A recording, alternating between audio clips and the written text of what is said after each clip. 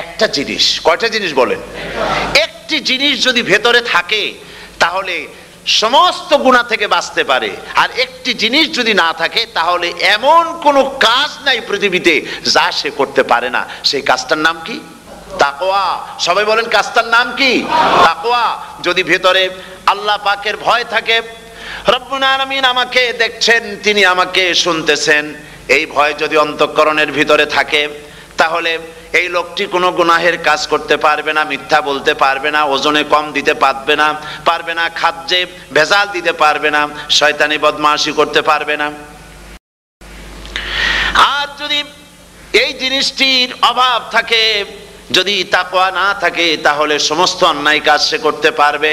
এই জন্য আল্লাহ রাব্বুল আলামিন বলেন রোজা এই জন্য দান করেছে যাতে করে, রোজার মাস এই জন্য দিলাম লাআল্লাকুম তাত্তাকুন, তোমাদের ভিতরে তাকওয়ার সৃষ্টি হয়। এই ওয়াজ আমি আপনাদের সামনে অনেকবার করেছি। হযরত ওমর রাদিয়াল্লাহু তাআলা আনহু রাতের বেলায় ঘুরতে ঘুরতে দেখেন এক বাড়িতে আলো জ্বলছে, শেষ রাত। এই রাত্রে বাড়িতে আলো জ্বলে কেন? ভাবলেন কোনো অসুখ বিসুখ হলো নাকি। তো উনি কাছে গেছেন, গিয়ে কান পেতে শুনতেছেন। বাড়ির মালিক বুড়ি তার যুবতী মেয়েকে ডেকে বলছে, মা ওঠো, তাড়াতাড়ি ওঠো। কেন? কয় যে সকাল তো হয়ে গেল, দই এনেছি আমি, দুধ এনে রাখছি, এখন তুমি পরিমাণ মতো সবটা পাত্রে পানি দিয়ে ভরে দাও, তাহলে ওজন বেশি হবে আর আমরা ভালো লাভ করতে পারবো। মেয়ে বলছে, মা তুমি বলো কি, এটা আমার দ্বারা সম্ভব না। কেন সম্ভব নয়? হযরত ওমর এক ফরমান জারি করেছেন, তিনি বলেছেন পানিতে দুধের মধ্যে পানি মিশাতে নিষেধ করেছেন। তাছাড়া রাসূল করিম সাল্লাল্লাহু আলাইহি ওয়াসাল্লাম খাদ্যদ্রব্যে ভেজাল দিতে নিষেধ করেছেন। কাজী হযরত ওমরের এই নির্দেশকে আমি অমান্য করতে পারবো না। মা বলছে, দেখো ওমর এখন তো ঘুমাইতেছে, এত রাত্রে তিনি কি এখানে আসছেন নাকি আমাদের এই কারবার দেখতে? তুমি পানি মিশাও ইচ্ছে মতো। মেয়ে বলছে, মা হযরত ওমর ঘুমাতে পারেন, তার পুলিশেরা, তার গোয়েন্দা বিভাগের লোকেরা ঘুমাতে পারেন, হযরত ওমরের চোখকে ফাঁকি দেওয়া যাবে, হযরত ওমরের পুলিশকে ফাঁকি দেওয়া যেতে পারে, কিন্তু আল্লাহ রাব্বুল আলামিনের চোখকে ফাঁকি দেওয়া যাবে না।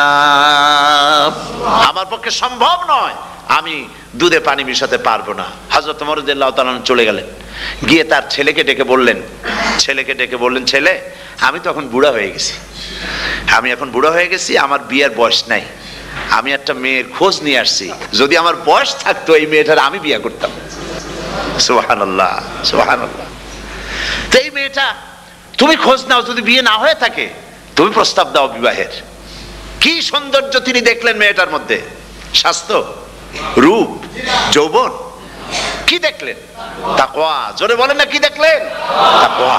এই তাকওয়া তিনি দেখলেন। এই তাকওয়ার উপরে ভিত্তি করে আমিরুল মুমিনিন, অর্ধেকটা পৃথিবীর প্রেসিডেন্ট, খলিফাতুল মুসলিমিন, আমিরুল মুমিনিন হযরত ওমর তার ছেলের জন্য পুত্রবধূ করে তাকে ঘরে নিয়ে আসলেন। সুবহানাল্লাহ। ফায়দা কি হলো? ফায়দা এই হলো, এই মেয়ের গর্ভে যে মেয়ে হলো, সেই মেয়ের গর্ভে ফারুক সানি হযরত ওমর ইবনে আব্দুল আজিজ রাহমাতুল্লাহ আলাইহির মতো ফারুক সানি আল্লাহ দান করে দিলেন। সুবহানাল্লাহ ওয়া বিহামদি। এটা নাম হচ্ছে তাকওয়া। এই তাকওয়ার ব্যাপারে হযরত ওমর রাদিয়াল্লাহু তাআলা আনহু তিনি হযরত কাব বিন উবাই রাদিয়াল্লাহু তাআলা আনহুকে জিজ্ঞেস করেছিলেন যে তাকওয়ার একটা ব্যাখ্যা আপনি কি আমাকে বলতে পারেন, তাকওয়ার ব্যাখ্যাটা কি? তিনি বললেন, হ্যাঁ পারি। কি ব্যাখ্যা? তিনি বললেন যে দেখুন, তাকওয়ার ব্যাখ্যা হচ্ছে এই যে সংকীর্ণ একটি রাস্তা, সরু ন্যারো একটা রোড, এই ন্যারো রোডের দুই দিকে আছে কাঁটাযুক্ত লতা পাতা। এই কাঁটাযুক্ত লতা পাতার মধ্য দিয়ে এই সরু রাস্তা দিয়ে আপনি যখন যাবেন তো কিভাবে যাবেন?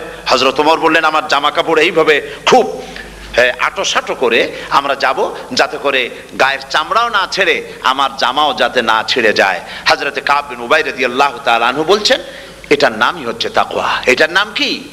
তাকওয়া। এটার নাম হচ্ছে তাকওয়া। দুনিয়ার অসংখ্য পাপের ভেতর থেকে আপনি চলে যাবেন, পাপ যেন আপনাকে স্পর্শ করতে না পারে। এটার নাম তাকওয়া। বাইন মাছ নিশ্চয়ই খেয়েছেন আপনারা, না লন্ডনে পাওয়া যায় না?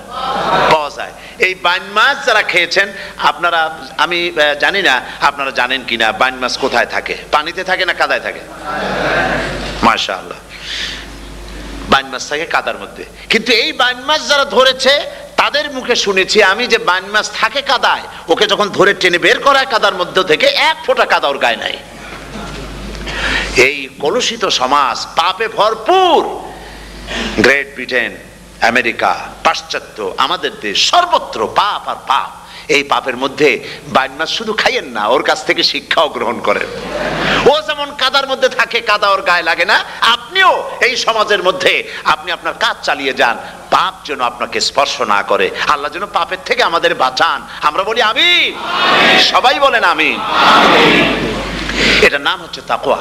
আর তাকওয়া লম্বা জামায় তাকওয়া হয় না, লম্বা দাড়িতে তাকওয়া হয় না, পাগড়ি একটা বানলেই তাকওয়া হয় না। রাসূলুল্লাহ সাল্লাল্লাহু আলাইহি ওয়াসাল্লাম বলছেন তাকওয়া হা হুনা, হা হুনা, হা হুনা, তিনবার বলেছেন, বুকের দিকে দেখায় বলেছেন তাকওয়া হা হুনা। তাকওয়া হচ্ছে এখানে।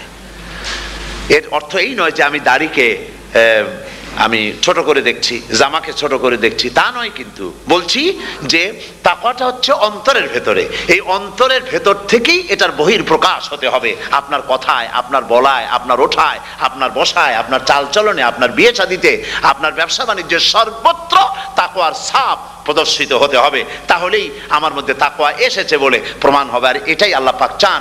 রমজান মুবারকে তোমাদের মধ্যে তাকওয়া সৃষ্টি হোক। রোজা সম্পর্কে এই কথাগুলি আমি বলে নিলাম।